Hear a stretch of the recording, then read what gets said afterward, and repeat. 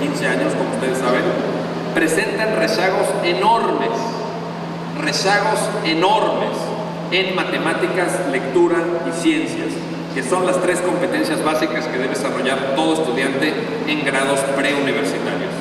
Nuestros jóvenes se ubicaron en los niveles 0 y 1 de la prueba PISA, que son niveles de insuficiencia, es decir, reprobatorios, para decirlo claramente, en el siguiente porcentaje. ¿Cuántos jóvenes de 15 años reprobaron el examen de la prueba PISA? 47% en ciencias, 54% en matemáticas, 41% en lectura. De hecho, solamente el 0.6% de nuestros jóvenes alcanzaron a entrar en los niveles 5 y 6, que son niveles de excelencia en matemáticas, mientras que ese mismo nivel lo alcanzan el 55% de los jóvenes en Shanghái, el 40% en Singapur o el 8.8% en el promedio de los 34 países de la OCDE. Repito, nosotros 0.6%. Los resultados son, esto no es un consuelo, los resultados son igualmente mediocres en las escuelas públicas y privadas. Nadie puede estar tranquilo pensando que con las muy caras colegiaturas que se pagan en las escuelas privadas ya se asegura un buen nivel educativo para nuestros hijos. Eso es falso según los resultados que nos ofrece la OCDE. Es decir, cuando se hace el ajuste por nivel socioeconómico entre escuelas públicas y escuelas privadas, el resultado es el mismo. Es el mismo. Si alguien piensa que las escuelas privadas están por arriba de las escuelas públicas, no sabe lo que está diciendo. Los datos de la OCDE no lo avalan. Ojo, cuando se hace el ajuste por nivel socioeconómico, porque no podemos negar una realidad, que es que la pobreza baja el nivel educativo.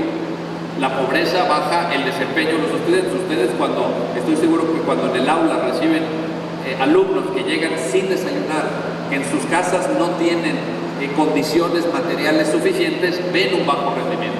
Y eso no es culpa de ustedes como maestros. Ustedes no tienen la varita mágica para terminar con la pobreza.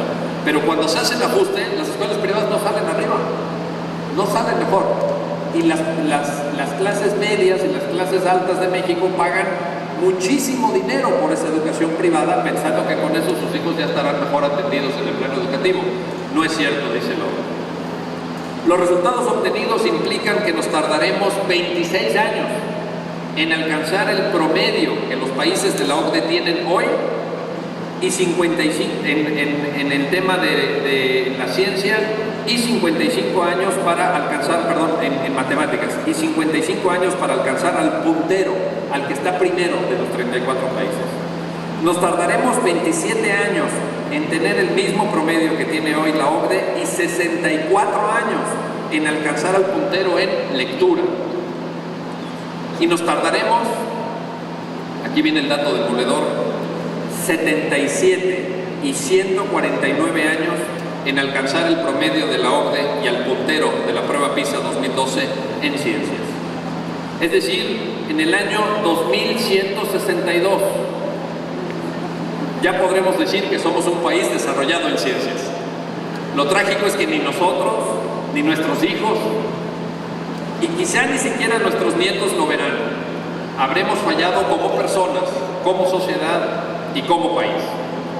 Estos datos nos permiten advertir que todas las reformas que hagamos, y muchas son indispensables para el desarrollo del país, desde luego, no van a cristalizar si no podemos dar un poderoso salto cualitativo en materia educativa.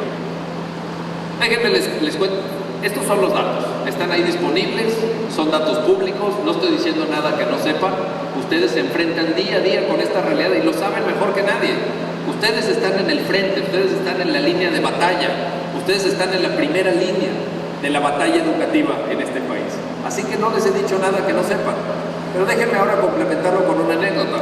Hace poco me invitaron a una cena en San Luis Potosí, en casa de un empresario pues muy adinerado en San Luis Potosí, y estaba el director, un ciudadano de nacionalidad alemana, que tiene el cargo de director de la planta de donde arman coches de BMW. BMW, no sé si ustedes lo saben, está invirtiendo 2.500 millones de 2.500 millones de dólares en una planta armadora de vehículos en San Luis Potosí. El que dirige la planta es alemán, es un señor es un ingeniero alemán muy preparado, me dio muy buena impresión. Y en un momento de la cena nos comenta que si bien es cierto que la política de BMW es que los cargos directivos sean alemanes, ellos buscan alemanes, como Nissan busca japoneses, digo, ni modo. Ellos querían contratar ingenieros mexicanos, para la fábrica, necesitaban una buena cantidad de ingenieros. Y nos decía que los muchachos que habían hecho el examen para poder entrar a trabajar a BMW con unos sueldazos, ingenieros muy bien pagados, con sueldos de nivel europeo, no daban el ancho, no estaban bien preparados. Y entonces los alemanes, como son muy prácticos, dijeron, ¿qué hacemos? ¿Cerramos la fábrica o ponemos la fábrica sin ingenieros? Sin ingenieros no funciona la fábrica. ¿Qué vamos a hacer? Y entonces BMW agarró una partida que tiene para educación y le dijo al rector de las Autónomas San Luis Potosí, ahí te van 15 millones de dólares para que crees un programa en donde van a venir ingenieros de Alemania a capacitarte a los estudiantes de ingeniería de las Autónomas de San Luis Potosí. Y en 2 años esos muchachos, los que saquen la mejor calificación, tienen automáticamente contrato para trabajar con nosotros. Eso fue lo que se está haciendo. ¿Qué les quiero decir? Si esos muchachos no responden, se están cerrando las puertas. ¿Y saben qué va a pasar? Si no somos capaces de generar ingenieros que puedan trabajar en BMW no va a venir más. No va a ampliar esa fábrica. No va a traer otros 2.500 millones de dólares. No va a crear más fuentes de ingreso. Y piensen en Ford, y piensen en Kia, en Nuevo León, y piensen, por ejemplo, en todas las armadoras de vehículos que están en el Bajío, en Aguascalientes, en Guanajuato, por ejemplo. Necesitamos esa inversión, y necesitamos esa inversión en energía, por ejemplo, aquí en Tamaulipas. Aquí tienen una gran riqueza energética ustedes. Ustedes tienen un subsuelo que está lleno de gas, que pueden explotar, que es la riqueza del futuro de Tamaulipas. Pero necesitan ingenieros que las exploten. Yo me acuerdo, hace 3 años fui a dar una conferencia a Poza Rica. Es la primera vez que iba, nunca había ido a Poza Rica. Y en el avión, me subí en el avión en la Ciudad de México, es un avión de Aeromar, de hélices, como el que me voy a regresar hoy en la tarde a la Ciudad de México. Y venía lleno de estadounidenses, lleno de gringos, pero uno dice, no, pues son los gringos turistas. No eran turistas. Eran unos cuates altísimos, muy fornidos, con unas botas llenas de barro y de tierra y con unas bolsas que cargaban muy pesadas, y todos trabajaban en la industria petrolera. Todos trabajaban en la industria petrolera. Y escuché la conversación de 2 de ellos. Oye, ¿cuánto te están pagando esta semana? 4,000. Y yo pensando en mi mentalidad, no, 4,000 pesos. No, eran 4,000 dólares a la semana, compañeros. ¿Por qué? Pues porque eran ingenieros bien preparados, que tienen un buen nivel educativo, que pueden dar buen resultado para la industria energética. Eso es lo que necesitamos. Eso es lo que requerimos. ¿Y de dónde van a salir esos ingenieros? Alguien puede decir, no, pues las universidades que lo preparen. Sí, pero necesitamos buena educación en primaria. Y necesitamos buena educación en secundaria. Nosotros en la universidad hacemos nuestra parte, pero aquí los héroes de la película son ustedes. Los verdaderos héroes son ustedes. A nosotros ya nos llegan o muy bien preparados o muy mal preparados. Ya nosotros les dejamos lecturas, muchas veces de autores extranjeros, y llegan los alumnos. Bueno, esa es otra, no hay hábito de lectura. No hay hábito de lectura. Yo, mi experiencia como maestro en la Facultad de Derecho de la UNAM, llego y les doy una lectura a los muchachos de 100 páginas. Por ejemplo, les digo, para la siguiente semana, muchachos, el escándalo. Ya se me rebelan los alumnos. Me dicen, no, a ver, permítame, doctor. Primero, llevamos otras materias, no es la única, ¿no? Sí. La suya no es la única materia que llevamos. Segundo, tenemos vida social. Así te dicen los muchachos. No como usted, aburrido. Y claro, yo he podido vivir en muchos países a lo largo de mi vida. He sido profesor invitado o investigador invitado en España, en Italia, he estado en universidades de Estados Unidos también, y he visto el ritmo de lectura que tienen en otros países. En la Universidad de Harvard, por ejemplo, en la Escuela de Derecho, en una sola materia los alumnos leen en promedio a lo largo de los 3 años de la carrera, ya dura 3 años la carrera, en una sola materia 1000 páginas por semana. En una sola materia, Harvard. Claro, por eso son los número uno. A nosotros les ponemos 100 páginas y los alumnos se te rebelan, van a hablar con el director, dicen, este tirano, ¿qué le pasa? Quiere que leamos 100 páginas, como si no tuviéramos vida social. La verdad es que eso también empuja hacia la mediocridad, eso empuja hacia abajo, no tenemos hábitos de lectura. ¿Qué hay que hacer? ¿Qué hay que hacer? Esta es la tercera y penúltima parte de mi intervención. El 11 de mayo del año pasado, el periódico The New York Times daba cuenta de una nueva tendencia en los Estados Unidos. Cada vez más padres de familia inscriben a sus hijos en clases particulares que se toman después del horario escolar, en las cuales les enseñan desde muy pequeños a escribir programas de cómputo.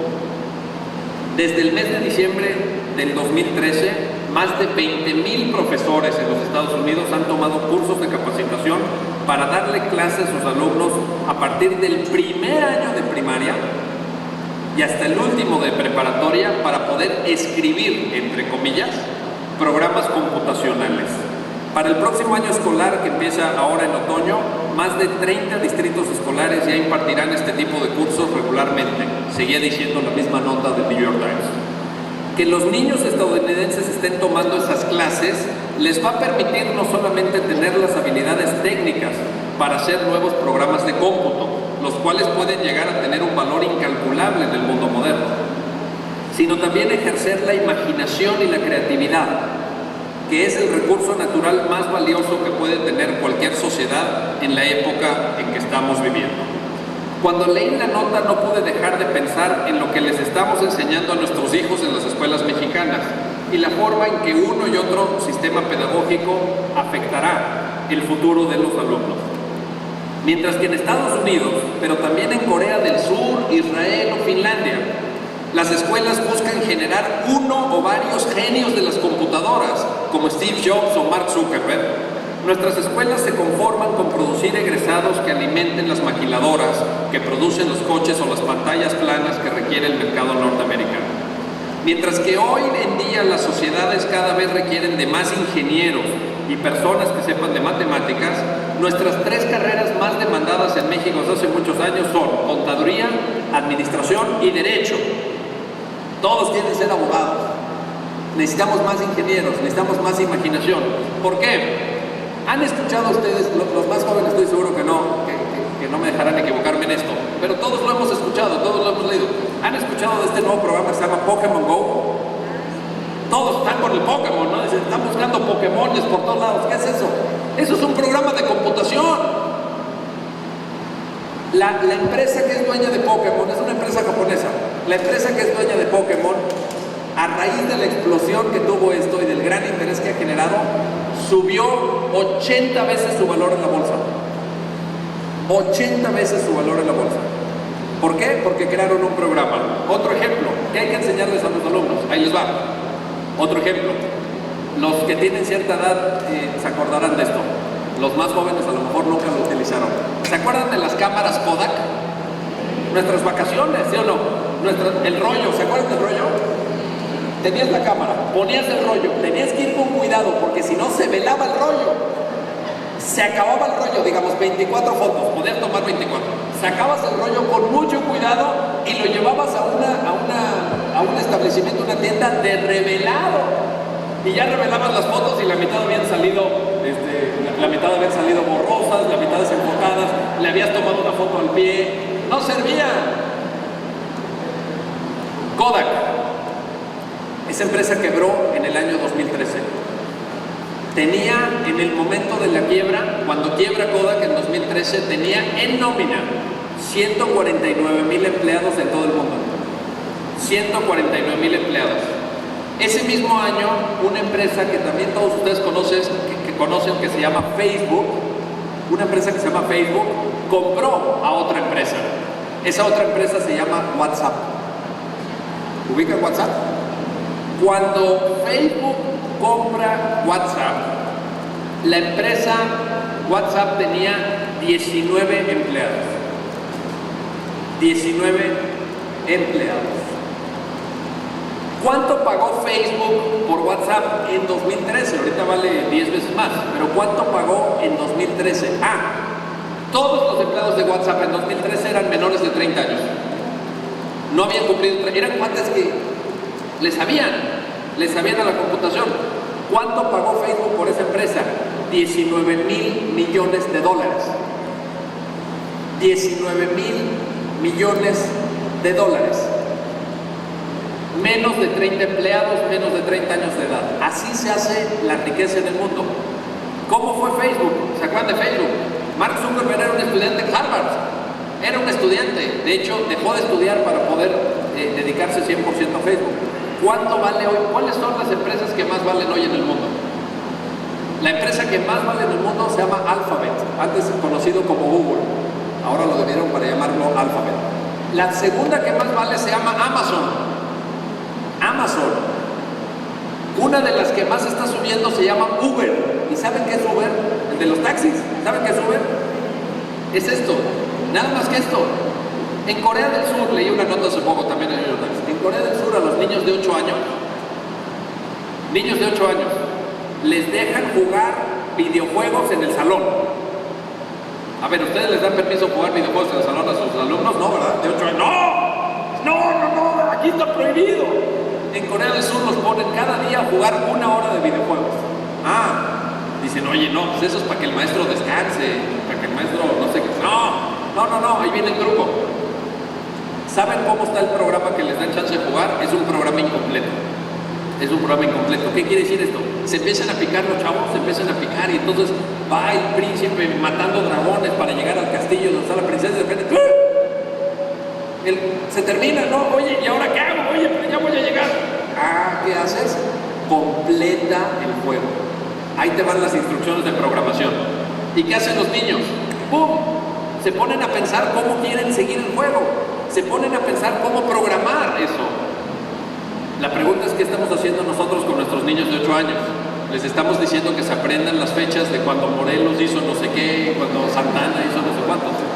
En Corea del Sur están aprendiendo a programar y eso significa desarrollar la imaginación. Eso significa darle, a mí me gusta decirlo de esta manera con mis alumnos, un masaje cerebral. Agarramos las neuronas y les damos un masaje para que esas neuronas rindan como nunca. Esa es la tarea de un buen maestro. Eso es lo que tiene que hacer un buen maestro, ser un masajista neuronal. Yo eso es lo que soy. Mientras que en muchos países avanzados fomentan el aprendizaje creativo, nuestros niños pasan los primeros años de su educación repitiendo fechas históricas que les dictan sus profesores, sin saber la importancia que tienen o el significado de cada una de ellas. Por eso es que en las pruebas internacionales nuestros jóvenes salen en lugares muy bajos respecto a su desempeño en matemáticas, comprensión de lectura o dominio del lenguaje. Estamos generando futuros trabajadores de maquiladoras y no jóvenes emprendedores que estén acostumbrados desde pequeños a la innovación productiva.